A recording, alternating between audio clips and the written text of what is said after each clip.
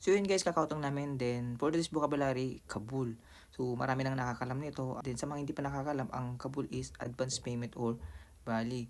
So halimbawa nagka-emergency ka, then kailangan mo ng pera, then bago ka umutang sa mga nagpapautang dito sa South Korea, mag-try ka muna sa company nyo kasi pag sa company ka uutang, wala namang interest yun. So kung hindi ka pinayagan, saka ka umutang sa mga nagpapautang. Then sabi mo lang na Kabul hedo na yun, sabi mo ganun, or Kabul hedo deyo. Kasi ako din, nangutang din ako nung nakarang araw.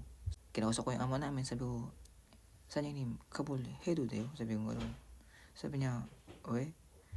다음 주에 이 집에서 지붕을 만들려고요. 돈 필요해요. 아, 그래? 얼마인데? 200만 원 준대요. 어떻게 낼 거야? sabi ko gano'n. sabi ko, 한 달 100만 원 낼 거예요. 알았어. 계좌번호 내가 보낼게. 예, 감사합니다. So, ganun lang. So, at least yun, ikakaltasan nila yun sa kada sahod ko ng 1 million, 1 million. Unlike pag sa iba akong utang, may interest pa siya. So, sana nakatulong.